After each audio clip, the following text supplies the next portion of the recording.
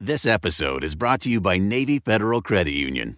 It's a special thing to be a member of Navy Federal because they are a member-owned, not-for-profit credit union that invests in its members with amazing rates and low fees. That's why members could earn and save more every year.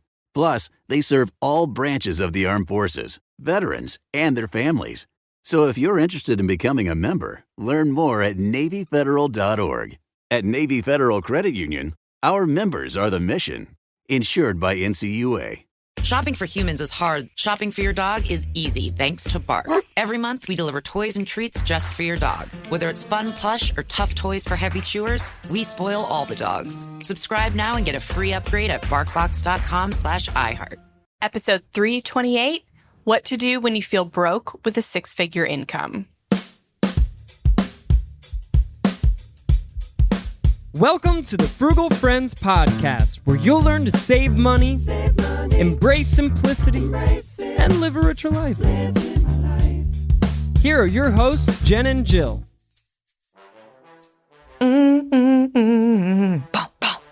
Welcome to the Frugal Friends Podcast. My name is Jen. My name is Jill. And today we have a listener request about what to do if you feel broke, but you're making a really solid income. So most two-income households will break into six figures. But that does not mean that you're going to feel like you're rolling in it. Even though it sounds really nice to be having a six-figure income, sometimes a lot of people are living on that six-figure income. And so that's what this episode is all about. And talking about why you might feel broke. I mean, some people probably heard this title and were like, come on, please. But yeah, why someone might feel this way and then what to do about it. And probably some vulnerability all throughout. But first, this episode is brought to you by The Middle. Unfortunately, not the radical middle. That's a very cool, hip place. No. Today's sponsor is just The Middle. Kind of like Monkey in the Middle, which is more about people laughing at you and less about actually getting the ball they're all keeping away from you. Although The Middle isn't always so bad because hot dogs are in the middle, right in the middle of two buns. And that's a really great thing. And if you feel in the middle, on the fence, in between, we see you and we've got the solution for you. It's called the Friend Letter. It's not too hot, not too cold, but just right. It's free and full of free stuff and great ideas. frugalfriendspodcast.com/friend letter. Get it in your inbox in the middle of the week and sandwiched on Monday and Friday. The Middle. Sometimes it's really great. Sometimes it's not. But you're never alone there. Oh, wow. Mm-hmm. Thank you. I said so much. Thank you to The Middle. Mm-hmm. You did, yes. And I mean, also, this is brought to you by the middle class because that is who we are speaking to today. So if you feel yourself firmly in middle class living, then this one is for you. And hopefully that's where you feel. The middle class is shrinking. That is a statistical fact, not an opinion. So it may be harder and harder to find yourself there, but still, most people are middle income earners. And that's going to be in the mid six figures if you are in a two income household. If you are in a single income household, you may not have a six-figure income. But I would implore you to keep listening anyway, because there's a lot of practical tips and mindset shifts that you could still be making for when you do get to six figures, because you will. I believe in you. Yes. And if you want more on this topic, before we even get into this episode, we got other episodes. You know us. We've been here for a while. We got episode 244, which is how to improve your money mindset. We are going to talk about that here because I think this has a lot to do with feelings of being broke, maybe not even just circumstances of being broke. So if you want to dig in more on mindset, that's a great one to queue up. And then we've also got episode 256, using gratitude journaling to help you spend less. Because spoiler alert, gratitude and spending less can also be some of the cures, some of the antidote to when we feel like we don't have enough. But first, let's get into this episode. And there are a couple of notes that I want to say too, as we start to queue up this first article, is that we don't mean for this title to be offensive. I think six figures can sound like a lot, but there is a reality. Again, this is a listener requested episode where we might be earning six figures and still feeling like it's not enough. So we want to address that while also recognizing that there are people living on way less than this who are actually maybe at the poverty line, not just having and experiencing feelings of being broke. So recognize certainly where you're at as you're coming to this episode, and also hear us out on some of the mindset behind this, what might lead a person to feel this way, circumstances as well as emotions that go into this. Not meaning to be offensive with this topic, but also recognizing, like, when I read, Jen, that we were going to be doing this episode, it definitely did hit home a bit, because I have found myself more and more considering this reality. Like, it feels as though we make enough, but why does it seem sometimes like it's not enough? Again, let's jump into this article because I think it kind of explains some of this. But one of the things I've realized for myself is I don't think six figures means the same thing that it meant 10 years ago, potentially even 5 years ago. I mean, I remember 10 years ago thinking, man, if we could just make even a combined $60,000, like, we would be set. And now it feels like, you know, of the low six figures for a household, especially a household with children, it's like, depending on where you live, this is what you need to make in order to, like, meet your bills and be able to have any sort of fun. But expectations do play into this. So the first article does come from Dough Roller, which is how to make a six-figure salary and still be broke. I like this play on the, like, how to. Yes. It's kind of like following Jen on Instagram, like, follow me for more tips on. And they're always super funny and Thank you. Backwards. Yes. What did you think of the article, Jen? Okay. So yes, we're going to go through all of these because they are all relevant and they're all things that you should be paying attention to. Even if you don't make six figures yet, when you do, these are going to be the things that steal away that average income. Because let's just put it into perspective. The median American worker per person brings in just over $54,000 a year. So again, if it's just you may not be in six figures yet. But if it's two people, if it's dual income, then you're there. And this episode is for you. But so yeah, these are definitely all the things that I would have included on this list. So I agree with Dough Roller and the author.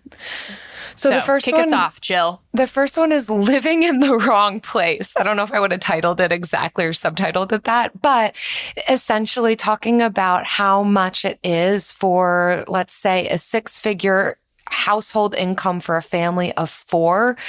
Living in a U.S. city like San Francisco, that low six figures would qualify you as low income earning just because of the high cost of living in that area. San Francisco is not the only place where that's the reality. I think really a lot of coastal cities, both on the East Coast and the West Coast and your larger cities, are going to be higher cost of living areas. And then again, as we've mentioned, depending on how many people are trying to live off of that income coming into the household, can really steal away from what can feel like a large amount of money. So the city that you live in could be a contributing factor to what makes you feel like, where is all of my money go? They reference how $80,000 in a Midwestern city could stretch way further than $100,000 in certain coastal cities. So just where you live plays a factor into how much money you feel you have, or even that you actually have. Yeah. So you don't always get to pick where you live, but something you do get to pick is what you live in. And the second one is being house poor. So I think, and we'll talk about lifestyle inflation, it's on the list, but this kind of ties into that. When we increase our incomes early on in life, we automatically increase our way of living because there's nothing much else to put that you need to put money towards. If you're investing for retirement, before you have kids or a spouse, it's just you. And so if you get a raise, then you're putting money into you versus later on in life when we've got, mortgages, cars, spouse, kids, all these responsibilities. If you get a raise, that money's already tied up. You know where to put it. So one of these first big ways that we tie up our money and tie up our raises before we get them are in the house that we buy. So the article says, and math says, if you're making 100,000 years on the nose, that's about $8,333 per month, which sounds fantastic. So you could get an FHA loan with a monthly mortgage payment of about $2,500 a month. And that would leave you with about $5,700 for other expenses. And it also says, remember that 31%, that's 31% mortgage rate, which is normally what the loan provider is going to recommend that you stay on about 30% of your income. So $2,500 a month, but that's based on your gross income, not your net take home or how much all of your other expenses are going to be. They'll take into account your debt, but not what you're going to spend in the future with future lifestyle inflation. So after net, that leaves you with about $3,489 per month after your maximum mortgage. And people will look at this mortgage thinking, okay, whatever I can get approved for, because houses are so stinking expensive, now more than ever. But also because you can anticipate making more money. But that really ties up your money before you've made it and can make you house poor. So I would say don't get at the top of what you're approved for. And if you're already at the top, then it's not too late to go back. I was just watching Ramit's show on Netflix, the new... I was just going to reference that too. Yes. Okay. So if you haven't watched it, it is phenomenal. Absolutely go watch on Netflix. It's Ramit Sethi's, I think, How to Be Rich, I think is the name of it.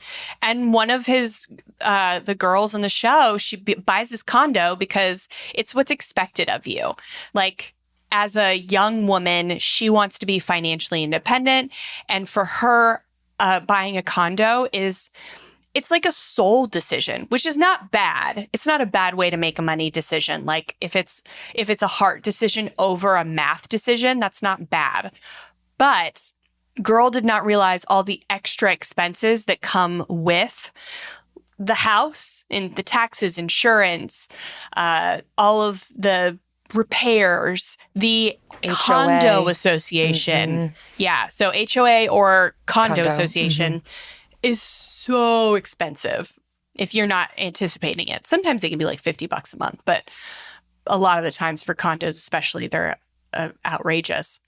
And she literally could not afford to fix her hot water heater. So for 6 months, she was taking cold showers because she couldn't afford it. And that's not the dream. That's not the status. That's not what you're looking for. She was extremely house poor. So I won't spoil the what she decides to do, but that is a way that we can really get into this mess. Well, I appreciated the standard that he gave. I have not really heard this from other people. You hear this, you don't want to spend more than 25 to 30% of your income on your housing expenses. Generally, the mortgage, you're going to be probably approved for a loan at about 30% of your gross income. Jen, you've already talked about why that's not a great thing to base it off of because you don't actually bring home your gross income. So then what he was also saying was not just your mortgage, but consider all of the other expenses having to do with your house. What is your utility bill going to be? Your electric bill, and even the amount of money that you want to be setting aside monthly for your house to anticipate big or small repairs. And so all of that collectively combined shouldn't be more than 30% of your take home income. Or, I mean, he does say gross income, but still that's definitely a much more conservative approach and conservative number, which I found really helpful because I don't think a lot of people are considering what else you're going to have to pay for beyond just the mortgage that can really bring down what that number actually is and what you can feel comfortable affording so that you don't become house poor. The next one on here is lifestyle inflation, which I know you've already referenced, Jen, but this happens. Oh, I've experienced it myself. Of as we earn more, that our expenses, even discretionary, kind of rise to meet that level of, well, now I'm earning this much. So why can't I do XYZ daily, weekly, monthly? I mean, this could be right down to I'm getting takeout every other day. I am going out to coffee every day. I'm saying yes to as many vacations as possible. You name it. It could even be the type of car that you're now choosing to drive, the house that you chose to buy because of this increase in wages that you're receiving, which is excellent. But if we don't keep our discretionary spending in check or even our large spending decisions in check, this could lead us to feel as though we don't have a lot of money, even though we are maybe living very much in the middle class, having enough to pay our bills, go on at least one vacation a year. And yet, depending on the other decisions we're making with our lifestyle, that's what can eat into feeling as though, man, where did it all go? Yeah, I would say that this is probably the most important one, but it's also the hardest one to peel back, right? Like if you're house poor, you know the solution to that problem is to either make more money or downsize. But that's a very hard decision. Like that's a very hard move to make. Lifestyle inflation is a ton of micro moves that you have made to increase your expenses. And it's easy to take off these micro moves, but you have to peel back so many of them. And it becomes so convoluted between like, yes, your lifestyle should inflate as you age. Like I no longer go to concerts where I have to stand. I will only go to a concert if I can sit. That's because my knees and my hips are not as good as they were in my early 20s. So yes, to a sense, like your lifestyle should inflate, but where is the line? Is the hard part. So this is like it's going to take a lot longer to reverse lifestyle inflation.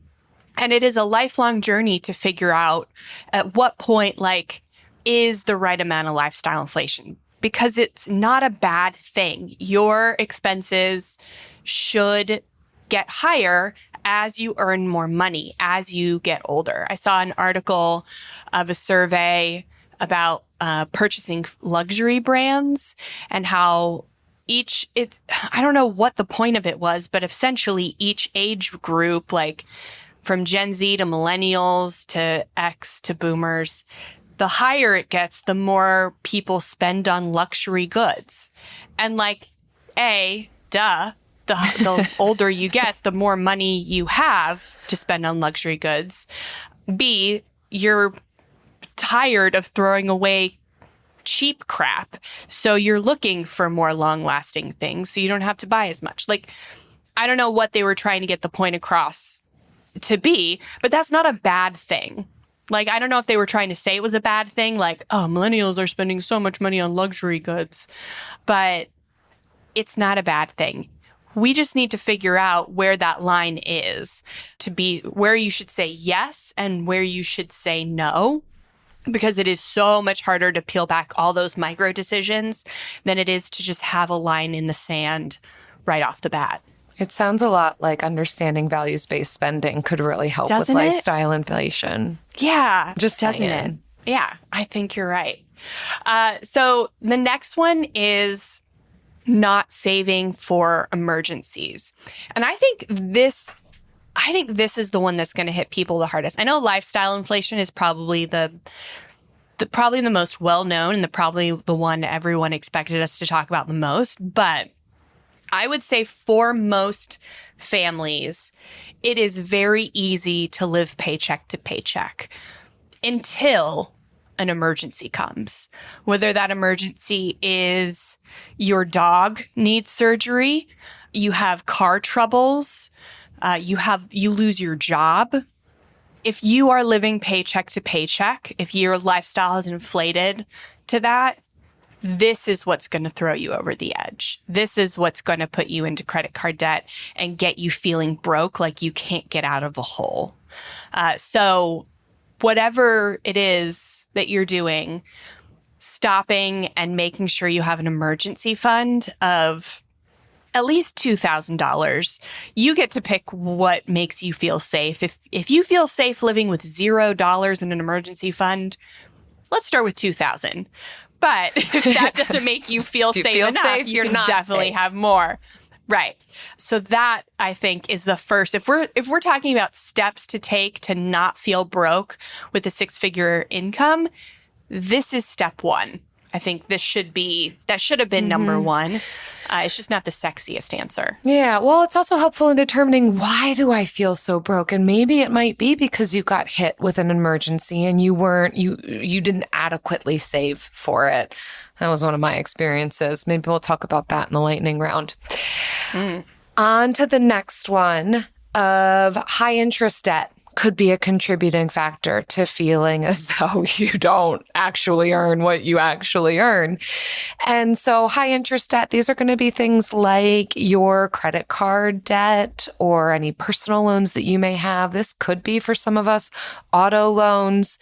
This high interest debt that we can't seem to get out from under. We keep making payments, but it's hardly going to the principal. And maybe even they are high payments. You might be paying a lot every month towards this debt. And certainly that's going to make it feel as though our take-home pay is getting really eaten up when we allow this debt to linger. Of course, one of the solutions there is going to be making a game plan of getting rid of that high interest debt as soon as possible. Much sooner. You should be prioritizing this over your lower interest debt. But that will make a significant difference in how you are feeling about your financial landscape. Yeah, it's never a good idea to keep credit card debt on a credit card. It does not build your credit. You build credit just as fast by paying your cards off every month. And it costs you so much money. It's not worth it. If you have an emergency fund, then there's no reason to have a rolling balance on a credit card. In theory, if you're making six figures, then this is who we're talking to. But yeah, definitely keep high interest debt at bay. And I would lump car loans into this at this point, because car loans have gotten much more expensive. They're not as high of interest as credit cards, but you can be car poor just as you are house poor. It's much easier to become car poor at this point because cars are much more expensive or much more affordable than houses. So be careful of what car you get. We are not advocating for buying jalopies and ending up in your mechanic's family because you see them so much. That's not what we're advocating for. We are not against auto loans. We are against auto loans encouraging the availability of auto loans, encouraging you to take out larger loans that make you car poor. But like a G-Wagon for tax reasons totally makes sense. Right. If you see us ever getting G-Wagons, you know why. You know it. It's a financial decision. It's a frugal move. Yeah. Right after I get rid of my minivan, for sure, next car is a G-Wagon for tax purposes. No, but seriously, I think so when I got my minivan, we talked about this on the show, that I saved $4,000 by simply making one decision, like to go to a different dealership to get the same van.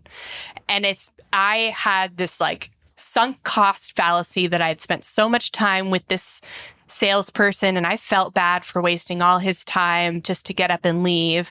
But ultimately, I had to take care of me first. And I got up and I left and I went to the other dealership and I saved that one decision saved me $4,000, which over the life of a car loan is nothing.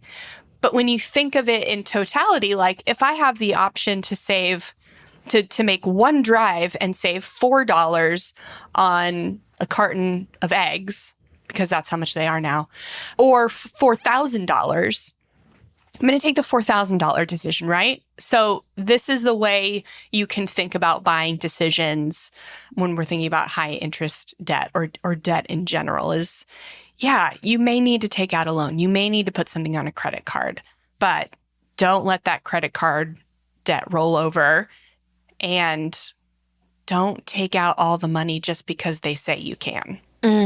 So the next one is massive student loan payments.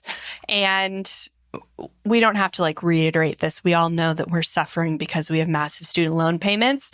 But I think we'll just say, make a plan to pay them off. Yeah. And they are not as high of a priority as your high interest debt or probably even your car loan. So yeah, but they do tend to be an emotional burden and can limit your spending opportunities. I do think that there's value in identifying, why do I feel this way? Here's what I make, and yet why does it not feel like enough? Not to stop there, but I do think we need to start there of, well, what are the contributing factors? And then continue on to say, well, what do we do about it? This article wraps up where our next article begins, though, and I do like some of the example that they give just about how much mindset does intersect with this idea that there are certainly circumstances, very real, that can make us feel like we don't have much. But there's also so much that is imagined here, where our own thinking patterns, ways of relating, ways of viewing the world, expectations have a lot to do with how we're feeling, even beyond our circumstances. They give an example of, say there's two people who make the same amount of money and live very similar lifestyles, but one has a ton of debt and is living paycheck to paycheck and the other doesn't. They look very similar, but internally, the stress that they're under, what they're dealing with, the way that they are experiencing their circumstances is dramatically different. One, they are living frugally by choice, and the other, they are living frugally because it's like mandatory for them because of how much debt that they have. And so this just kind of drives home this point that in part, being broke can be a mindset if you are making, the 6 figures and beyond. We're not talking about true poverty level, but it's also reliant on other factors like your overall spending choices and how you control your budget. So I really like that wrap up to this article because I think it's a helpful challenge to us to, let's look at why is this happening, but also what are the other factors of my personhood that are playing into me feeling this way? And how do I take control over how I'm feeling about my circumstances and just the reality of my circumstances? AI might be the most important new computer technology ever. It's storming every industry, and literally billions of dollars are being invested. So buckle up. The problem is that AI needs a lot of speed and processing power. So how do you compete without costs spiraling out of control? It's time to upgrade to the next generation of the cloud, Oracle Cloud Infrastructure, or OCI. OCI is a single platform for your infrastructure, database, application development, and AI needs. OCI has 4 to 8 times the bandwidth of other clouds, offers one consistent price instead of variable regional pricing. And of course, nobody does data better than Oracle. So now you can train your AI models at twice the speed and less than half the cost of other clouds. If you want to do more and spend less, like Uber, 8x8, and Databricks Mosaic, take a free test drive of OCI. at oracle.com/strategic. That's oracle.com/strategic.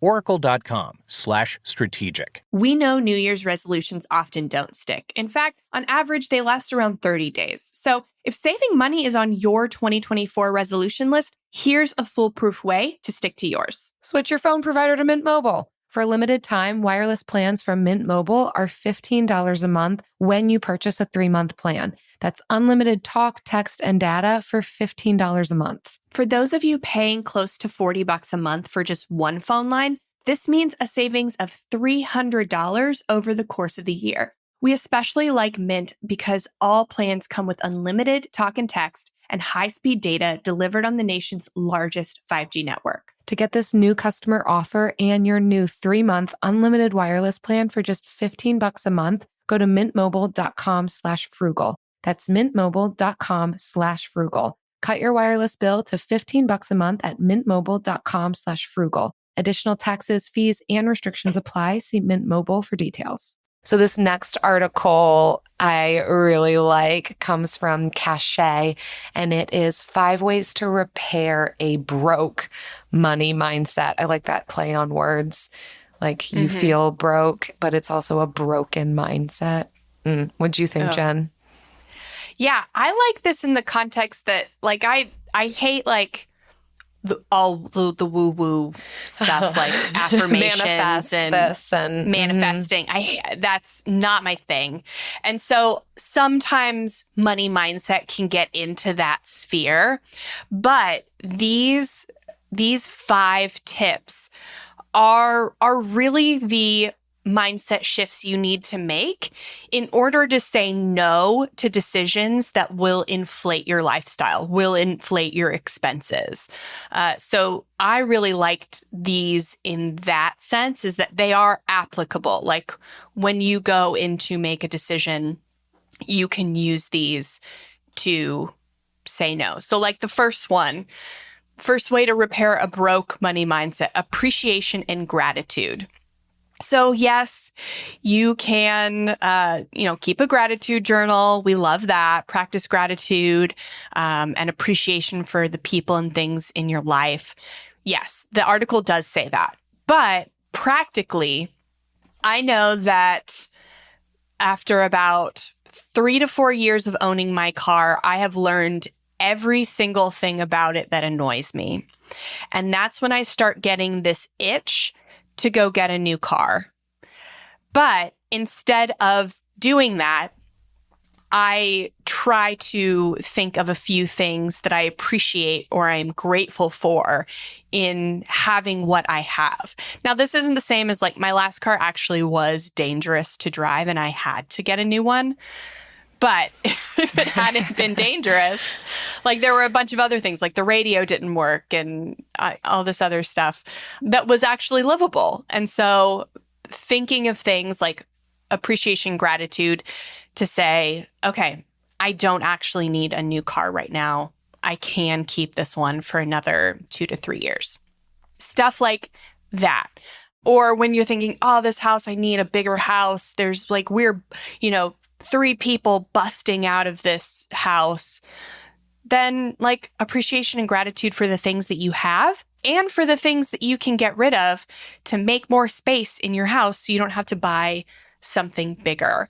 Or just so many ways you can bring this in to prolong these the inevitability of these decisions. Like, yes, you probably will get a new house. Yes, you probably will get a new car, but you can push that off and take full utilization of the things you already own to get the full value of them through appreciation and gratitude. I do think gratitude is the great reset whenever feeling displeased or discontent. I think that this is such an antidote. It may not solve all of the problems, but I think it's a perspective giver, which can really help like realign our thoughts and actions and attitudes. So I really do love this one. Number 2 is create your life. I think that's the subtitle, create your own life. Now, a lot of the wording in this one, I disagree with some of the perspective. I think it lacks the full picture, so I'm not going to read much of it. But what I do agree with in this concept of creating your own life is taking ownership, recognizing that there are some circumstances outside of our control and some circumstances within our control. Maybe a combination, most likely a combination has led us to where we currently are, but focusing the majority of our attention on what's ours. What do we actually have control or influence over? And how can we steer our efforts, our capacities towards that, maybe rather than expending unnecessary energy on the things that are outside of our control or influence that kind of keeps us stuck, that doesn't allow any sort of forward movement, that maybe keeps us in this state of discontent, but rather, okay, but this is ultimately my life to choose what's next. Maybe there's things that happened to me that I can't take back or didn't have any control over, but where can I go from here? And how can I choose to author the components of which I actually have the ability to author and write in my own narrative here? Yeah, I like this. It sounds very affirmation-y, but I don't like it for that. I like it in the shift of mindset, taking like goals from, I want to pay off $5,000 of debt this year. That's a very arbitrary goal, right? Instead of just saying like arbitrary goals, almost reverse engineering it, or maybe not even reverse engineering it, but like making goals that you can control the outcome of. So like, if you may not be able to control how much money you put towards your debt this year because things will come up, but you can control your actions. So I want to put 500 minutes towards my side hustle of delivering for Postmates, and I want to put 100% of that profit towards my debt. It's not monetary, but you have 100% control over what you are doing. You're clocking this many minutes and you're putting 100% towards your debt. Ultimately, you don't have control over how much, people are tipping you, how many jobs you're going to get like every time.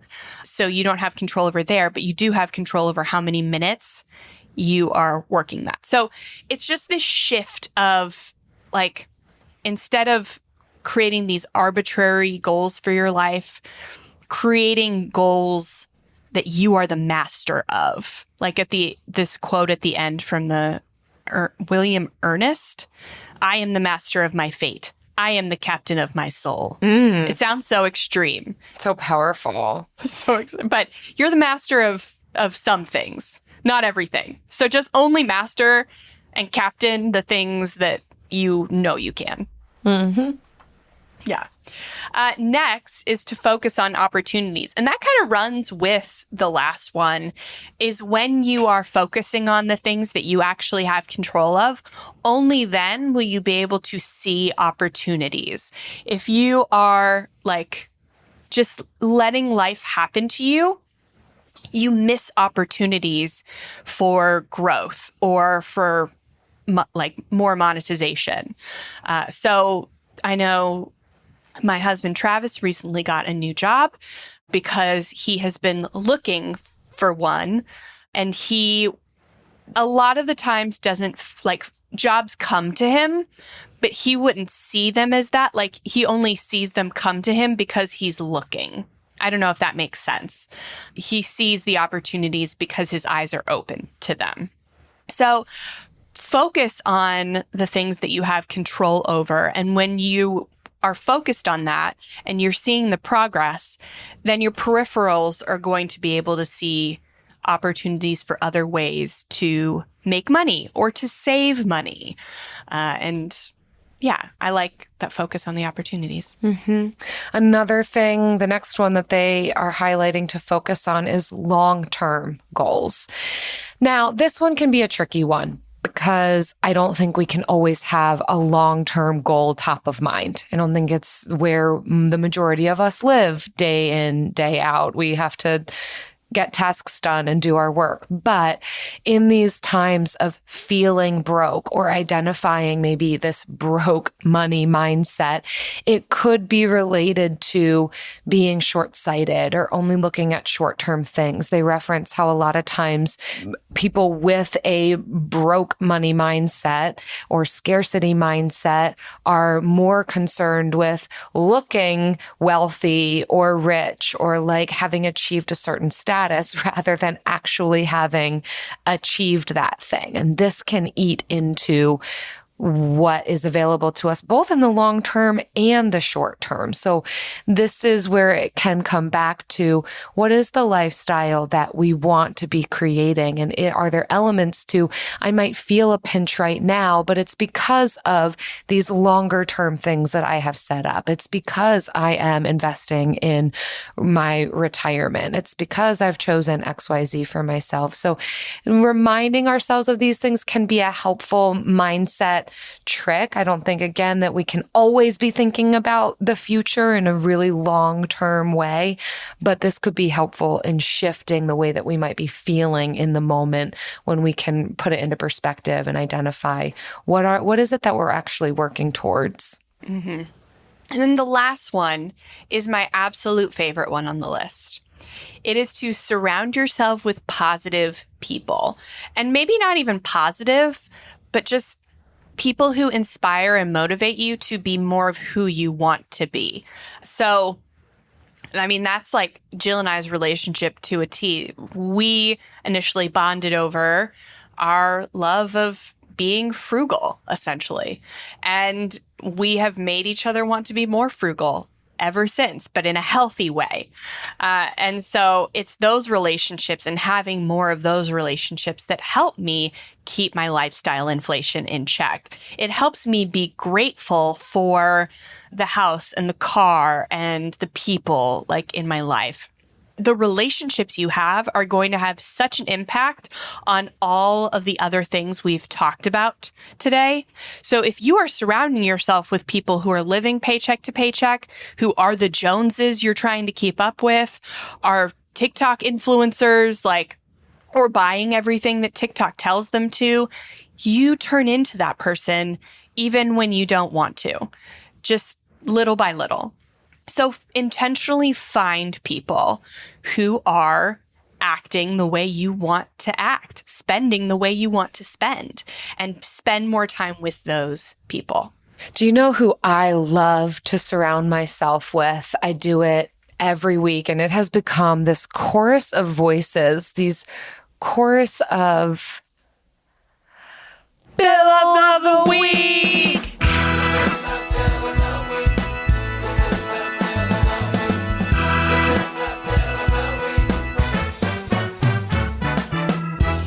Right.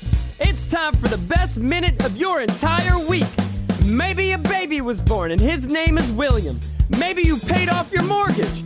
Maybe your car died and you're happy to not have to pay that bill anymore. Duck Bills, Buffalo Bills, Bill Clinton. This is the Bill of the Week. Hi, Jen and Jill. My name is Alyssa, and my bill of the week is my rent bill.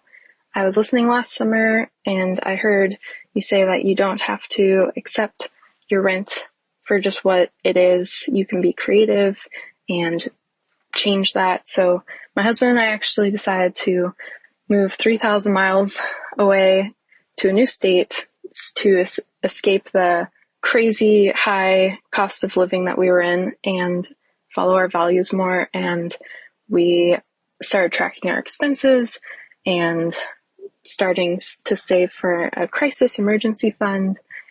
And now we're realizing that maybe we had underestimated and overestimated certain categories because we weren't tracking it. And now we're going to fix all that and make sure that all the categories are right. And then I think we'll have some left over. And I want to challenge ourselves to use that leftover money to put towards our car payment to get that kind of taken off, because I thought debt payoff was way out of our scope. So thank you so much. And I enjoy listening, and I'll enjoy listening in the future. So thank you. Oh my gosh, Alyssa, That, I mean, you pretty much you were the example for this entire episode. We couldn't have asked for anything better. We could not have asked for a better bill of the week for this episode. And that's because how you we're literally surrounding took action. ourselves Yeah. with people like you, Alyssa. Yes. Oh my gosh. People are doing it. People are taking their expenses down to give themselves a better life. And you can too. I hope that you're hearing this and you're encouraged to just change things up a little bit and let it snowball. See where the snowball goes. Oh, congrats, Alyssa. I mean, the snowball's usually going to go down the hill, but in this case, that's a good thing.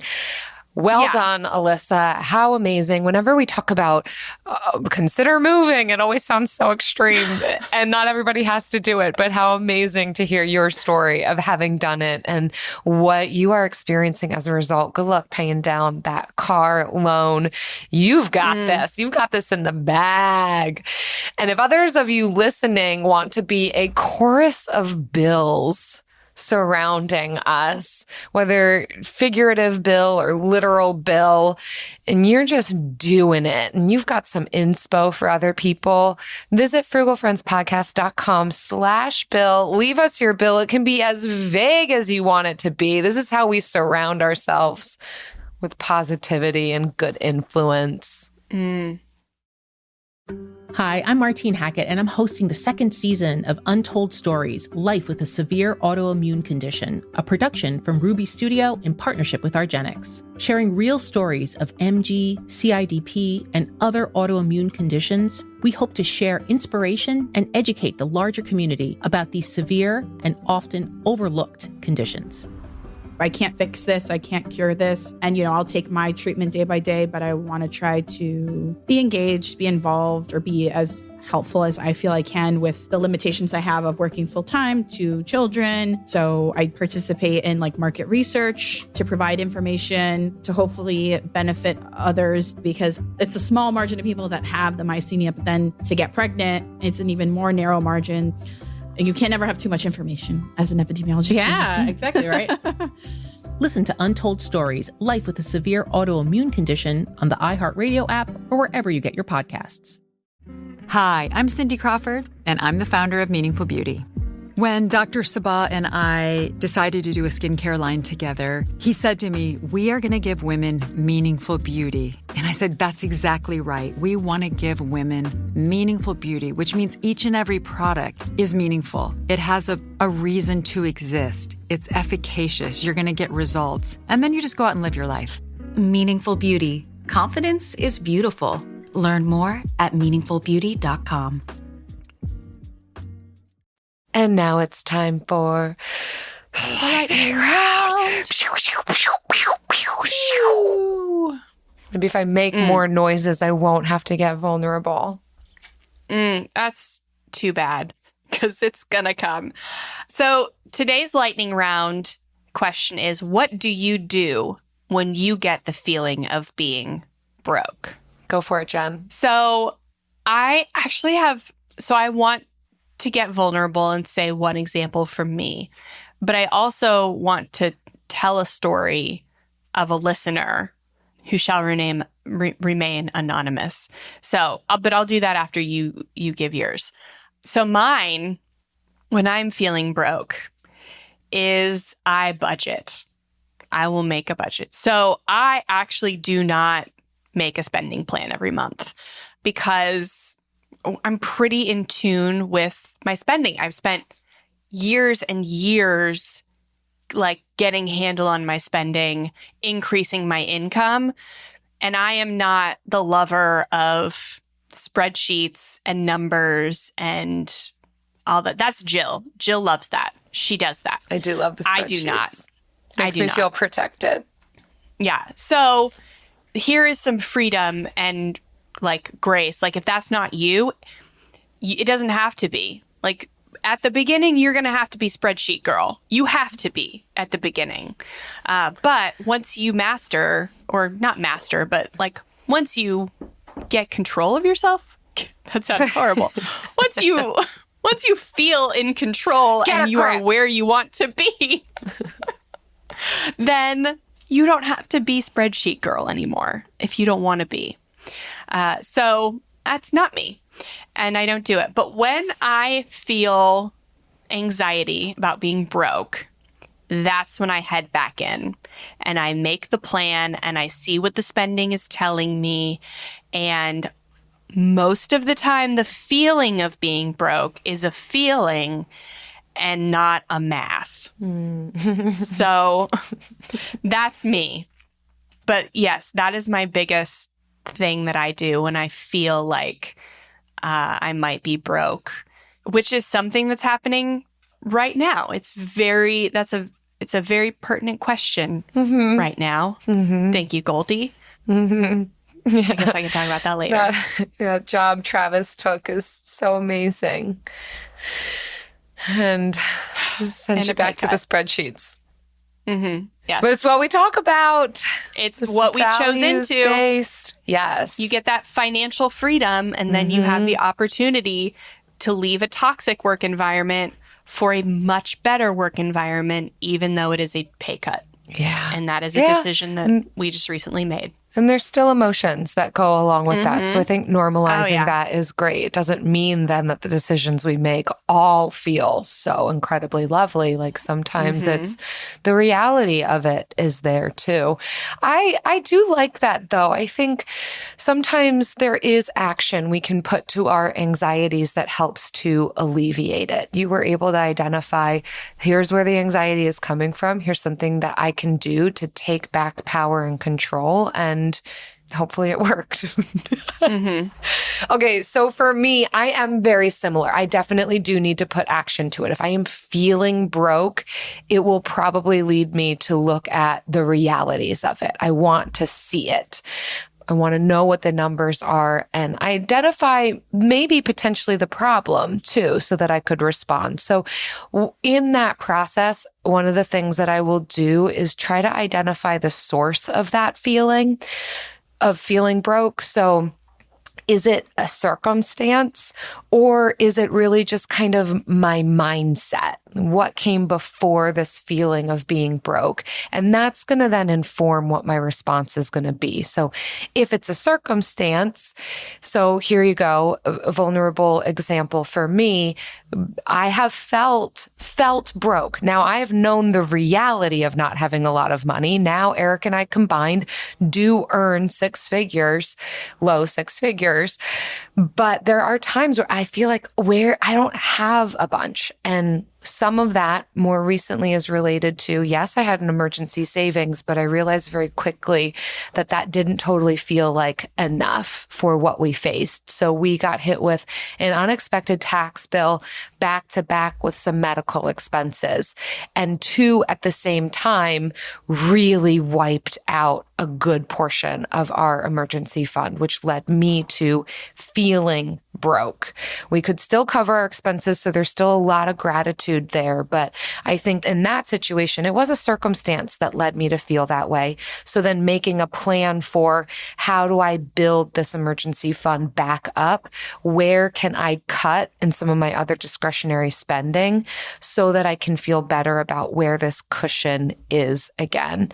And then as opposed to if it's just a mindset, like, I don't know, I was just scrolling the internet and everybody's making it look like everybody's super wealthy all of a sudden.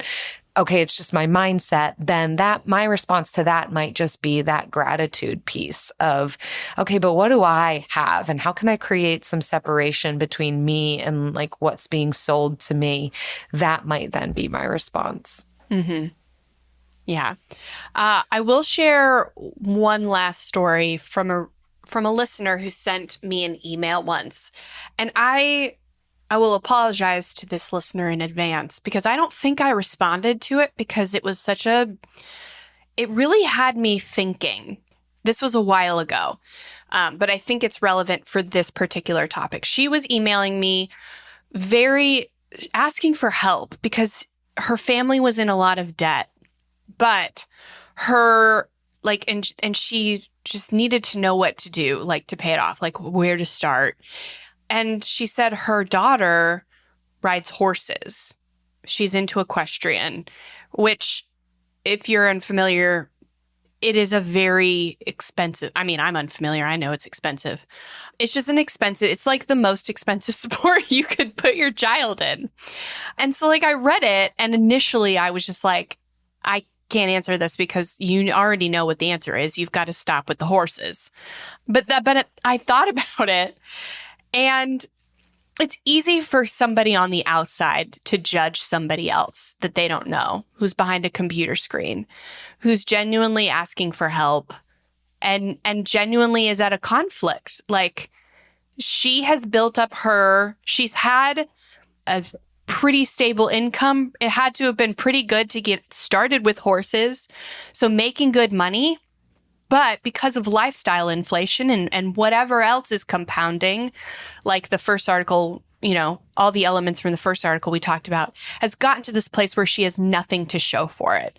And not even that, has probably negative to show for it because she's trying to pay off debt.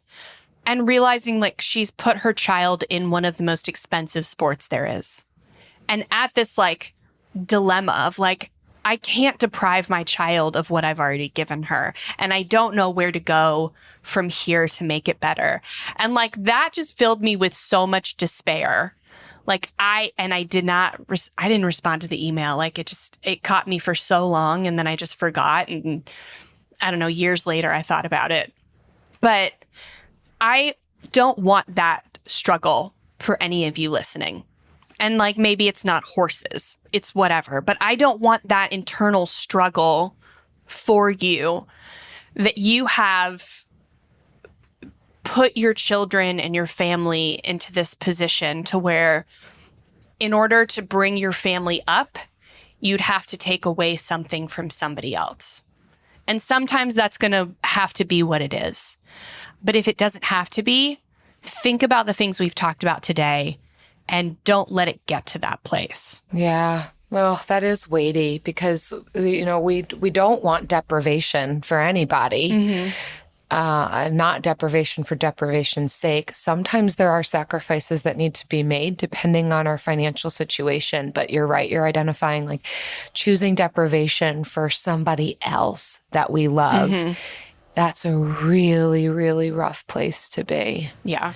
And maybe there's some other maneuvers that could happen in those circumstances. And I think the ultimate goal would be the why of how do we then get back to this place? How could we make some changes where this could be something that is affordable for us? Mm-hmm. Yeah. Yeah. So thank you so much for listening. I hope that this was encouraging to you. If it was, we would love for you to leave a rating and review on Apple Podcasts, like this one from Zia Amazon that says, "Great hosts and great discussions. I enjoy listening to the hosts. Their conversations are very fun to listen to, and they share very fun and practical tips that I can use. Their conversations with the guests are very insightful. And I get a lot of perspective when it comes to financial insights." So thank you, Zia. And if you didn't like it, leave us a rating and review on Goodreads. No, I'm just kidding. Thanks, everyone, for listening. You can leave us a rating and review. We, of course, love the ones who are really enjoying this to help others who might enjoy it find us. And you can do that wherever you're listening to podcasts, and also sign up for our newsletter, because that's another great way to get even more tips beyond what we talk about in this podcast. frugalfriendspodcast.com/friend letter. See you next time. Frugal Friends is produced by Eric Siriani.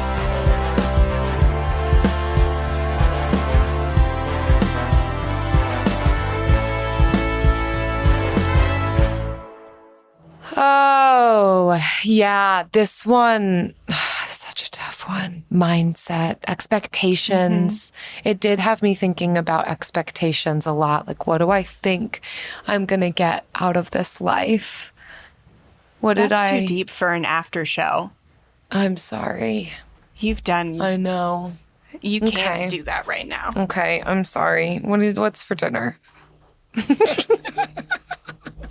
What are you expecting to eat later? I don't even know anymore. I don't know what I want from this life for dinner.